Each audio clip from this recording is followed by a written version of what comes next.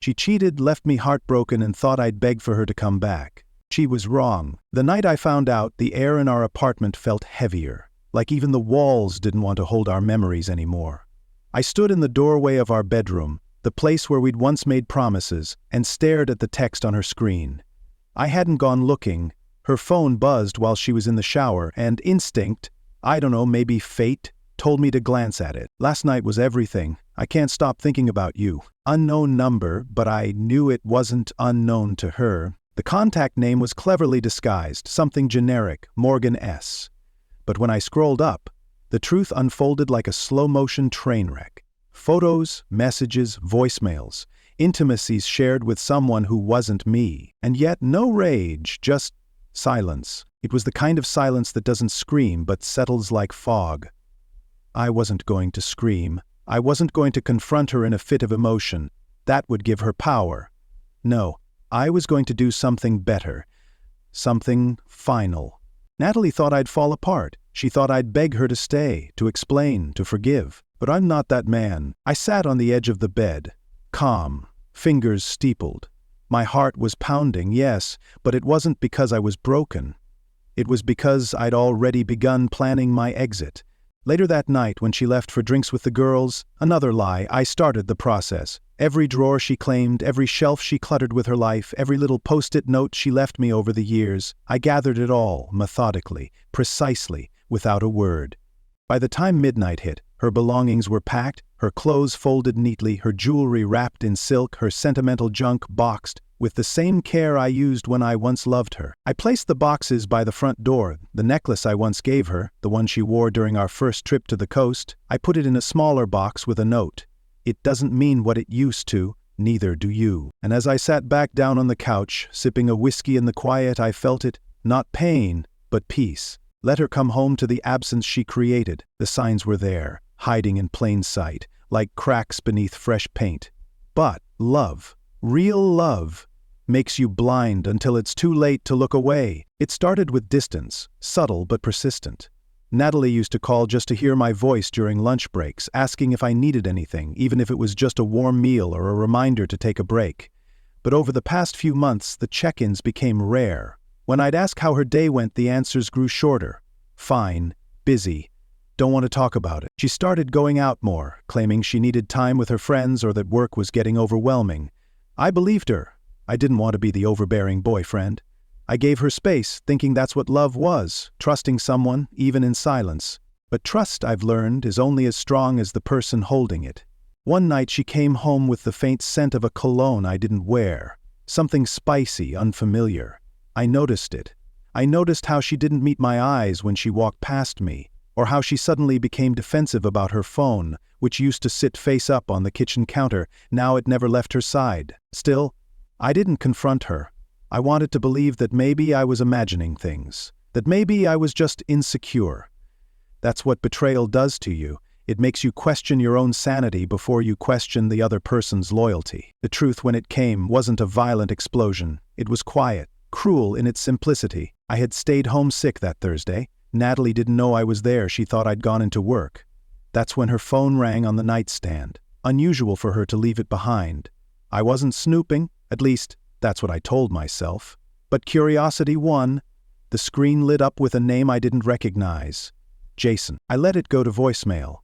When I listened, his voice was unmistakably intimate. Can't stop thinking about last night. You looked incredible, Nat. His voice wasn't rushed. He wasn't nervous. This wasn't a fling. This was routine. I felt numb, not angry, just hollow, like something inside had been scooped out. That night, I sat across from Natalie at dinner, watching her laugh at something on her phone, completely unaware that her charade was crumbling. I saw her clearly for the first time in months, not the woman I loved, but the woman who could look me in the eye and lie without flinching. I didn't say a word. There was no confrontation, no raised voice, no dramatics, because the moment I heard that voicemail, I knew I was already done begging for honesty from someone who had decided deception was easier. I began gathering proof not out of spite, but out of clarity. I needed confirmation. I needed to be sure. Call it closure or preparation. But I started noting everything. Late returns home, sudden work trips, excuses that contradicted themselves. She even slipped once, forgetting the name of a colleague she claimed to be with the night before, but I didn't ask. I didn't want an apology. I wanted the truth to be undeniable, not just to me, but to her. Because Natalie had stopped being sorry a long time ago, she had just gotten better at pretending. And the thing about betrayal, it never just ends with the act itself. It changes the way you remember everything. Suddenly every "I love you" feels like a rehearsal, every touch like a lie. You start to wonder if the life you were building together was real or just a beautifully constructed illusion held together by your own hope. When I finally looked at her, not as the woman I once dreamed of marrying, but as the stranger she had become, I didn't feel heartbreak anymore. I felt clarity, and that was the moment I knew. I wouldn't chase her, question her, or ask for explanations. I was done. Let her be with Jason, let her live with the choices she made. I wasn't hers anymore. And truthfully, she had never really been mine. The apartment was quiet that morning, the kind of quiet that doesn't comfort but confirms something has ended. It wasn't just silence, it was absence. And not hers. Mine. The version of me that waited, hoped, endured. He no longer lived here. Natalie had left for a weekend trip with friends. I didn't ask which friends. I already knew the truth behind the lie, and for once, I didn't care to correct it. That morning I brewed coffee like I always did, but there was no second mug. Just mine. One cup, one future. I looked around our home, no, my home now, and saw nothing but echoes of what used to be. Her perfume still lingered faintly in the bedroom. A single earring rested on the edge of the dresser, forgotten, as if daring me to remember the last time she wore it. The framed photos on the wall mocked me with smiles that had expired long ago, so I started packing. It wasn't angry, it wasn't rushed, it was deliberate, surgical. I began with the easy things, her clothes, folded, not thrown. I didn't want this to be messy, I wanted it to be undeniable. Her favorite dresses, the silk blouses she used to wear to fake dinner plans, all folded into her designer's suitcases. The ones I once bought her as a gift for work trips. Next, I moved to the little things. The drawer by the bed filled with random tokens. Hair ties, scented lotions, letters I once wrote her in better days. I put them in a shoebox marked personal, a word that now felt foreign coming from me about her. Her books, her favorite throw blanket, her coffee mug that read Queen of Everything. Into the boxes they went. Each item a reminder of the roles we played. Then came the pictures. One by one I removed the frames from the walls. I didn't smash them, I didn't burn them. I simply placed them face down, then packed them away. Smiling lies, preserved under glass, stripped of power. On the hallway table I left a small envelope with a spare key inside. I wrote one sentence on the note beneath it. This place stopped being ours the moment you made someone else feel like home. I stacked the boxes by the front door, organized, almost elegant in their arrangement. A monument to everything she had lost and didn't know it yet. I didn't keep anything of hers, not out of cruelty but out of finality. There was no part of her I wanted left behind to haunt the space. I didn't need reminders. I had already learned everything I needed to know. By the time I zipped the last suitcase shut, I didn't feel sorrow. I felt weightless.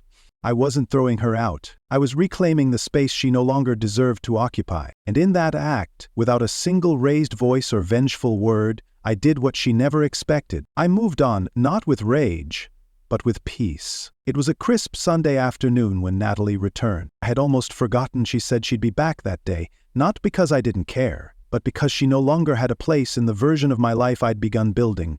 Still, I knew she'd come. She wasn't the type to expect confrontation. She was the type who assumed forgiveness was always waiting by the door. I watched from the window, sipping coffee as her car pulled into the driveway. She got out slowly, dressed casually in the same oversized sweater she used to wear when she wanted me to believe she was tired and innocent. Her steps were light but unsure, the kind of walk someone has when they don't know what they're walking into but assume it can't be that bad. When she reached the front porch, her hand paused over the doorknob. But there was no need to knock. I had left her answer waiting. A single box, carefully packed, with everything she had left behind. She crouched down, her brows pulling together when she read the label. What's left? Inside were the remnants of our life. Old movie tickets she once insisted on keeping, the snow globe from our weekend in Vermont, a worn copy of her favorite poetry book that still had my notes scribbled in the margins. All of it meant something once. Now it meant closure. I watched her open the box slowly. Her fingers trembled when she found the envelope taped inside. No love letter, no dramatic goodbye, just a card with 5 words. "You won't find me here." She stood there for a moment, staring at the words like they were written in a language she couldn't understand. Then her eyes moved up, to the window where I stood with Isabella beside me. Izzy didn't need to say anything. She just slipped her hand into mine and gave the kind of gentle squeeze that told me she was proud. Not because I'd moved on, but because I hadn't broken down.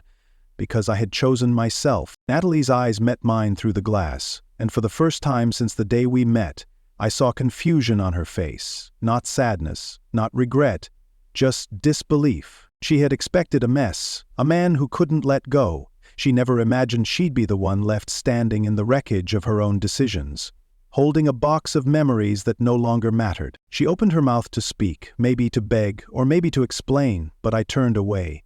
Not out of cruelty, but out of peace. I had already said everything I needed to without uttering a single word. That was the moment she realized this wasn't her story anymore. It was mine, and it was already moving on without her. She stood there, still gripping the edge of the box, as if it could anchor her in a reality that no longer included her.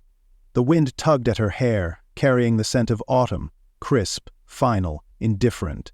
A season of endings. I opened the front door not because I wanted to speak, but because I didn't want to hide.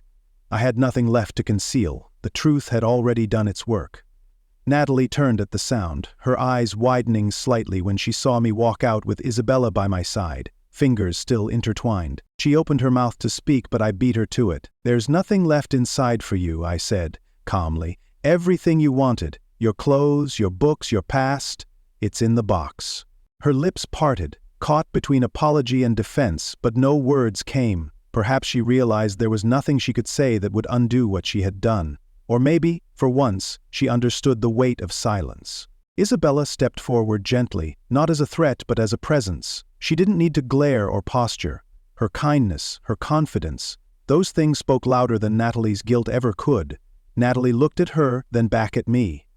That was when the reality finally set in. "You've moved on," she said, more to herself than to me. I nodded. "A long time ago. You just didn't notice." Her gaze dropped to our hands, mine holding Isabella's, steady and sure. I had never clung to someone like that before, not out of desperation, but out of comfort, out of recognition. Izzy never made me doubt my place beside her. She never made me feel like a backup plan. Natalie let out a breath. It sounded like defeat. "I didn't think I thought maybe you'd still be here." I looked her in the eye, calm. "That's the difference between you and me. You waited for someone to chase you. I waited to feel whole again." She flinched, barely, but I saw it. "I made mistakes," she murmured, weakly. "But I didn't expect it to end like this." I didn't smile, I didn't gloat. I just nodded again. We never expect the consequences, but we face them anyway. For a moment there was nothing but the sound of the wind and the distant hum of a car passing by. The world kept turning, indifferent to her pain, or mine, or even the love that once was. And then I turned. Without another word, Isabella and I walked down the porch steps, passing Natalie without hesitation.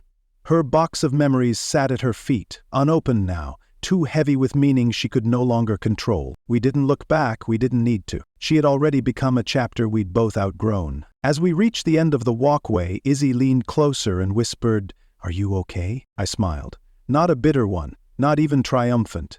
Just content. "Yeah," I said.